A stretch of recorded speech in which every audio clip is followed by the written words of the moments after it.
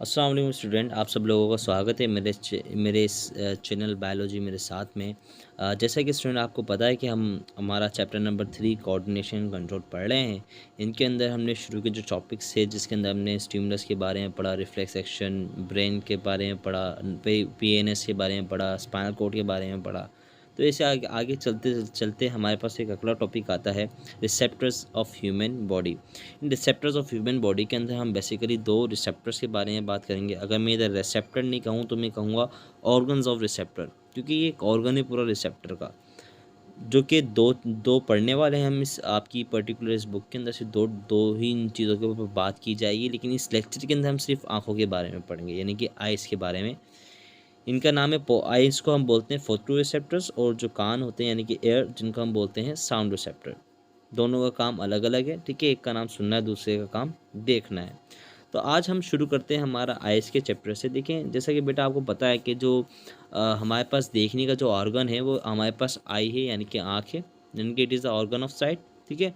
इसका जो प्रिंसिपल है काम करने का, सिंपल कैमरे की तरह है। देखिए, एक लाइट जब रिफ्लेक्ट होकर आती है, फिर उसको जो कैमरे के अंदर जो मैकेनिज़्म होता है, उनके अंदर लेंसेज होते हैं जो कन्वर्ट करते हैं इमेज को, ठीक है। इसी तरीके का जो एक मैकेनिज़्म होता है सिंपल सा, वो आँखों के अंदर होता है।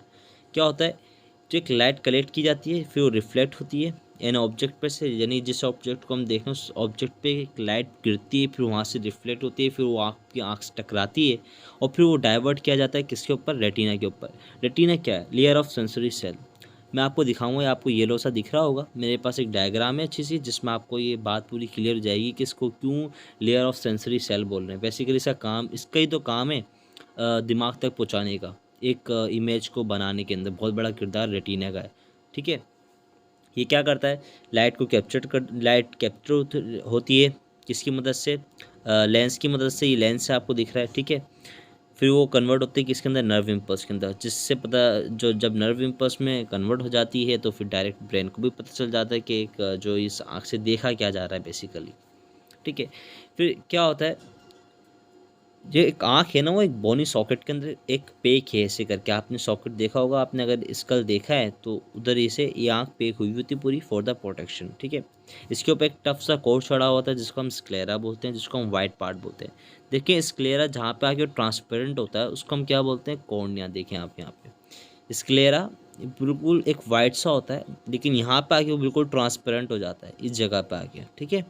इस जगह पे आके जो वो ट्रांसपेरेंट होता है ना, तो इस जगह को हम क्या बोलते हैं, कॉर्निया बोलते हैं, ठीक है। आपको अब समझ में आ रहा होगा। इसके पीछे एक स्मॉल सा चैम्बर होता है, ठीक है। किसके पीछे, कॉर्निया के पीछे, इसके पीछे जो वाइट सा है, ठीक है, चैम्बर। तो उसके अंदर क्या भरा हुआ होता है, एक्वस ह्यूमर, यानी कि एक फील्ड, यानी कि एक वाटरी फ्लूइड भरा हुआ होता है। मैं इधर आपको हाईलाइट कर दूँ मार्कर से, देखिए इधर ये भरा हुआ, ठीक है, ये भरा हुआ होता है और कुछ नहीं होता। इसके पीछे हमारे पास क्या होता है, आयरिस होता है। मैं आपको आयरिस को हाईलाइट करने की कोशिश करूँ थोड़ी, ठीक है। मैं आयरिस दिखाता हूँ आपको, देख रहे हैं ये चीज़ें, ये आपका आयरिस होता है। क्या होता है, ये आपका होता है क्या, आपका आयरिस। देखिए, आयरिस के ही बीच में एक सेंटर सा होल होता है, ठीक है। उस होल को हम क्या बोलते हैं, प्यूपिल बोलते हैं। क्या बोलते हैं, भी मैं आपको जूम करके दिखाता हूँ, देखें आपको दिख रहा होगा बाकायदा इजीली। ये देख रहे हैं आप, ये एक होल है, ठीक है, ये आपको दिख रहा होगा। ये इसको हम क्या बोलते हैं, पीपल। अच्छा, इसको जब हम शीशे में जाके मैं आपको दिखाऊंगा कि पीपल बाजार सामने से कैसे दिखता है। आपने भी देखा होगा जिन लोगों की जो आंखें ग्रे कलर की, ब्राउन कलर की उनका आयरिस होता है, तो आपको ये पीपल इजीली दिख जाता है, बिल्कुल अंडे की तरह होता है, छोटे से अंडे की तरह, ठीक है। द पीपल अपेयर्स ब्लैकिश, जो पीपल होता है ऑलवेज ब्लैक होता है, ठीक है। लेकिन जो आयरिस होता है उसके बहुत सारे कलर होते हैं, ठीक है। किसी का ग्रीन होता है, किसी का क्या कहते हैं, ब्राउनिश टाइप का होता है, किसी का स्काई कलर के जैसा होता है। तो सबके डिफरेंट कलर का आइरिस होता है, लेकिन प्यूपिल सिर्फ ब्लैक होता है। तो इधर हमने पढ़ा। और एक और चीज़ इधर पढ़ने की है कि इधर जो लेंस है हमारे पास, ये इतना बड़ा सा, ये लेंस कंट्रोल किया जाता है सिलियरी बॉडी के तहत। वो ciliary body muscles, circular muscles है जो काम क्या करते हैं, ये फोकसिंग का काम करते हैं। ये सिलेरी मसल इस लेंस को हैंडल करने का काम करते हैं। मैं आपको दिखाऊं जूम करके तो थोड़ा आपको सिलेरी मसल धागे जैसे दिख रहे होंगे। ये क्या करते हैं, जब कोई चीज़ पास होती है तो इसको क्या करते हैं, डायलेट यानी कि थोड़ा मोटा ही रहने देते हैं। जब आप किसी ऑब्जेक्ट को दूर करके देख रहे होते तो इसको पतला कर देते हैं। तो ये बात थोड़ा समझने की थी कि ये लेंस का जितने भी मैकेनिज्म है वो आपकी सिलेरी बॉडीज़ कराती हैं, जो कि सर्कुलर मसल्स होती हैं। ठीक है, अब हम अपनी नेक्स्ट स्लाइड में आते हैं आगे। ठीक है, सॉरी इसको थोड़ा आउट करके देखिए, जो सिलेरी बॉडी का काम मैंने बताया, ये बेसिकली जो इनका जो काम है वो यही है, कॉन्ट्रैक्शन का काम है लेंस की। ठीक है, क्या करती हैं, ये जो लेंस इसकी शेप में चेंज लेकर आती हैं for the focusing behind the lens, यानी कि इस लेंस के पीछे आपके पास एक बहुत बड़ी कैविटी होती है जो एक विट्रोस ह्यूमर से भरी हुई होती है। एक ये भी एक फ्लूइड होता है। ठीक है, बिल्कुल ट्रांसपेरेंट सा क्लियर जेल, क्लियर जेल का मतलब बिल्कुल ट्रांसपेरेंट सा। इसके अंदर कोई सेल नहीं होता, कुछ भी नहीं होता, कोई सा भी ऐसा सेल नहीं होता, नहीं लिविंग मटेरियल नहीं होता इसके अंदर। ठीक है, बिल्कुल एक जेल लाइक होता है। ठीक है, लिविंग मटेरियल इन लेयर्स में होता है, यानी कि सेल्स होते हैं, ये लेयर, ये जो लेयर्स बनी हुई सेल्स हैं, तो यही लिविंग है। ठीक है, अच्छा, the inner most layer of I is retina, मैंने बता दिया आपको, on which image is form, जिसके ऊपर इमेज बनती है by the cornea lens, cornea और लेंस की मदद से। मैंने आपको बताया कॉर्निया क्या है। ठीक है, इट हैज़ सेंसरी सेल, इसके पीछे सेंसरी सेल होते हैं जिनको हम रॉड्स एंड कॉन्स बोलते हैं। किसके अंदर होते हैं, रेटिना के अंदर। मैं भी आपको रेटिना का स्ट्रक्चर दिखाने वाला हूँ जूम करके कि रेटिना बेसिकली दिखता कैसे है और उसके पीछे रॉड्स एंड कॉन्स हैं क्या। बेसिकली मेरे पास बड़ी प्यारी सी डायग्राम है आपके लिए। ठीक है, क्या करते हैं फिर वो, जैसे ही लाइट इंटर करती है फिर उस लाइट को क्या करते हैं, कन्वर्ट करते हैं, लाइट सिग्नल्स को किस में कन्वर्ट करते हैं, नर्व इम्पल्स के अंदर कन्वर्ट करते हैं और फिर डायरेक्टली कहाँ पे रिपोर्ट करते हैं, आपके ब्रेन में रिपोर्ट करते हैं। ठीक है, समझ में आया मुझे लग रहा है। तो अब हम आगे चलते हैं। देखिए, अभी इसको देखने से पहले मैं इधर एक वीडियो, छोटी सी वीडियो चलाना चाहूँगा जो कि आपको दिख रहा होगा कि जैसे ही एक आँख खुली तो आपने उसमें देखा कि सबसे पहले जो उसका जो पीपल था वो डायलेट था। उसके बाद जैसे उसके ऊपर लाइट पड़ी तो वो कॉन्ट्रैक्ट होना शुरू हो गया, यानी कि छोटा होना शुरू होगा। ठीक है, ये आपको इस वीडियो में दिख रहा होगा। ठीक है, छोटी सी बात है जो आपके लिए है।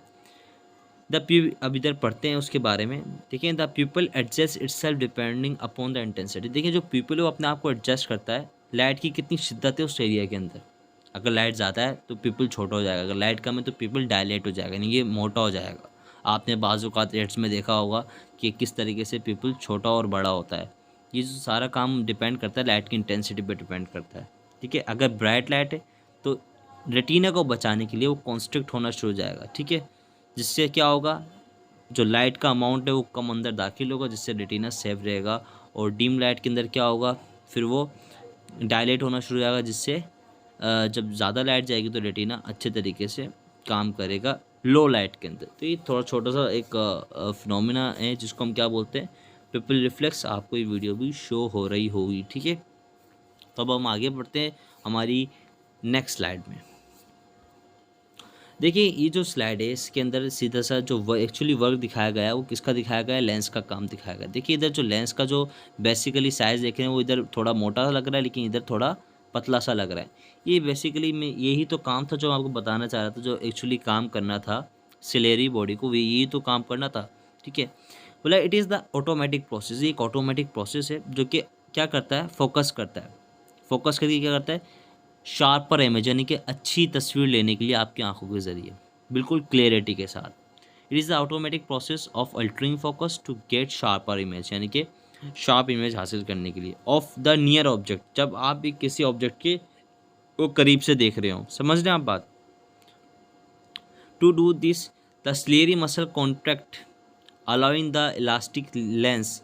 अच्छा, ये बोल रहा है कि जो स्लेरी मसल है वो कॉन्ट्रैक्ट करते हैं, इसको अलाउ करते हैं कि वो इलास्टिक लेंस को बिकम अ थिकर, यानी कि थिक हो जाए, यानी कि मोर कॉन्वेक्स हो जाए, थोड़ा सा मोर कॉन्वेक्स हो जाए। ये देख रहे हैं आप कैसा दिख रहा है, कॉन्वेक्स यानी कि थोड़ा बिल्कुल और हो जाए, जिससे क्या होगा, और अच्छा फोकस होगा। देख रहे हैं आप, ऐसे हो जाए, देख रहे हैं ना आप। बाकी इसको देखें तो ये तो बहुत ही पतला सा लग रहा है आपको, कुछ ऐसा सा लग रहा है। नीचे वाले को देखें ज़रा आप, तो ये बात सीधी सी समझने की इधर ही है। आई होप आप समझ रहे होंगे मेरी बात जो मैं आपको समझाना चाह रहा हूँ। ठीक है,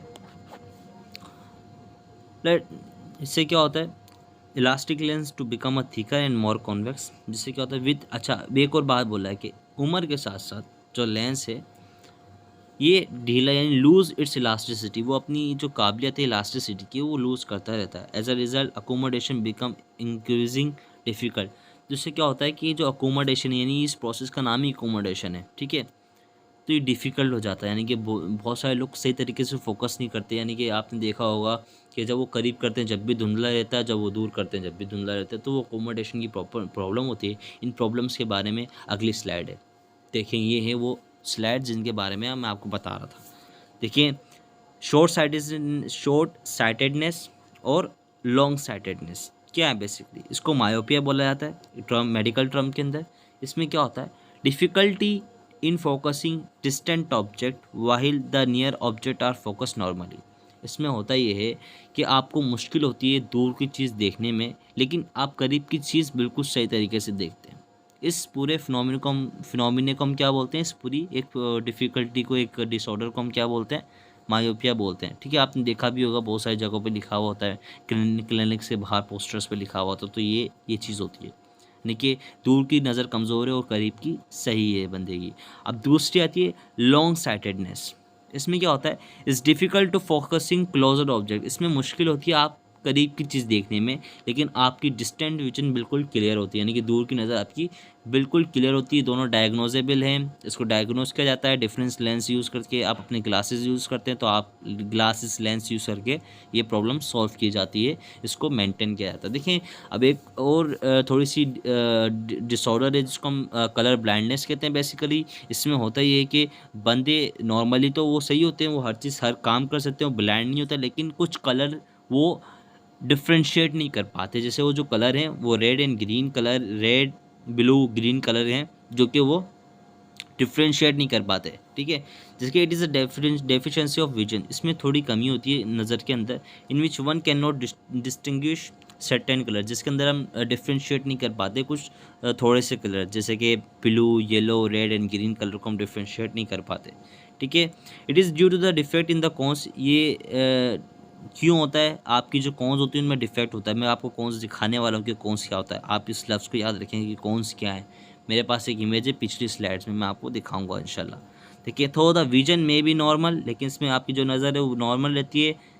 normal in colour blind person, यानी कि जो विजन है आपकी जो नज़र है वो नॉर्मल होती है कलर ब्लाइंड पर्सन के अंदर। ये लेकिन जो आपको प्रॉब्लम जो फेज़ होती है वो होती है जब आप ड्राइविंग कर रहे होते हो। यानी कि इसका सबसे बड़ा मसला ये कि ये बंदा ड्राइव नहीं कर सकता, ये बंदा आर्मी में नहीं जा सकता, ये बंदा ऐसी किसी भी फील्ड में नहीं जा सकता जिसमें आँख का काम यानी कि जैसे कि कलर्स का काम ज़्यादा है, ऐसी किसी फील्ड में नहीं जा सकता, यानी कि वो पायलट भी नहीं बन सकता। बहुत सारी फील्ड्स के लिए फिर वो उसका ऑफ हो जाता है, समझ रहे हैं। इसका इलाज इसलिए नहीं है क्योंकि बहुत कम लोगों को होता है, बहुत गिने चुने लोग हैं, बेसिकली जेनेटिक डिसऑर्डर है। समझ रहे हैं आप बात। देखें, जो मैं आपको बोला था ना, मैं आपको कौन से दिखाने वाला हूँ बच्चे। देखें, सॉरी, देखिए बच्चे, देख रही हैं आप। देखिए, लाइट इंटर करी लेंस के ज़रिए, लाइट जिसे किससे टकराई, आपके रेटिना से। रेटिना से टकरा गई, रेटिना देखें मैंने बड़ा करके दिखाया आपको। रेटिना से जैसे ही टकराई, जब ये रेटिना पे टकराए तो फिर एक चैनल के तहत अंदर घुसी। ये जितने भी आप देख रहे हैं ये सब क्या है, ये सेल्स है अंदर, ठीक है। क्या है, ये अंदर सब सेल्स है। ये रेटिना के अंदर की लेयर की बात हो रही है, ठीक है। अब क्या है, सॉरी मैं यहाँ से पेन, अब देखिए इधर आपको ये देख रहे हैं ब्लू कलर का, ये है कोन्स, ठीक है। और ये आपको बिल्कुल ग्रे कलर में जो दिख रहे हैं ये है रोड्स, जो किसके पीछे हैं, ये है रोड्स जो किसके पीछे हैं, किसके अंदर है, आपके रेटिना के अंदर की लेयर के अंदर है। फिर इधर कुछ सेल हैं जो कि नरिशमेंट प्रोवाइड करते हैं कॉन्स को, रोड्स को। देखें, जो कलर ब्लाइंडनेस होती है किनकी डेफिशिएंसी की वजह से होती है, रोड्स की वजह से होती है और कॉन्स की वजह से होती हैं। बहुत सारी प्रॉब्लम है इनकी वजह से होती हैं। देख रहे हैं कितने छोटे हैं आप, देखिए फिर इनको ट्रीट कैसे किया जाएगा। तो इसलिए इनकी अभी कोई डायग्नोज नहीं निकला है, हो सकता है निकल गया हो, लेकिन टाइम लगता है हर एक डिज़ीज़ को ट्रीट करने के लिए। तो ये था, मैं आपको बता रहा था कि कॉन्स और रोड्स क्या होते हैं, समझ गए होंगे अब आप। अगर आप चाहते हैं कि ये नोट्स चाहिए तो मैं नीचे इसका आपको पीडीएफ दे दूंगा इंशाल्लाह, ठीक है बच्चे। तो चलिए हम आगे वाली स्लाइड में कुछ लेयर्स के बारे में देख लें। देखिए बच्चा, देखिए सबसे पहले जो आपको आगे दिख रही है ये है आपकी कौन सी, रेटिना। इसके बाद जो आपको दिख रही है थोड़ी वस्कुलराइज का मतलब यानी कि वेंस, और आपको वेंस वगैरह, नसें वगैरह जो दिख रही हैं इधर, उसको हम कोरॉइड बोलते हैं। फिर उसके ऊपर कौन सी होती है आपके पास, स्क्लेरा, यानी कि आँख के अंदर 3 लेयर होती हैं। सबसे पहली स्क्लेरा, उसके बाद कोरॉइड, उसके बाद रेटिना। रेटिना के अंदर क्या होते हैं आपके पास, कोन्स। रेटिना क्या काम करता है, ये लाइट को कन्वर्ट करता है, लाइट सिग्नल को कन्वर्ट किस में करता है, नर्व इम्पल्स के अंदर। फिर वो नर्व इम्पल्स किसके ज़रिए जाते हैं, ये आपकी ऑप्टिक नर्व के ज़रिए जाते हैं आपके मेरे ख्याल से ब्रेन में।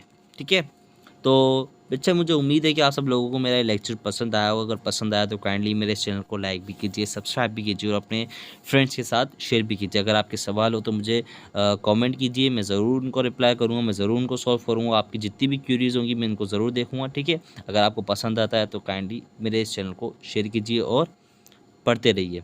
अल्लाह हाफिज़।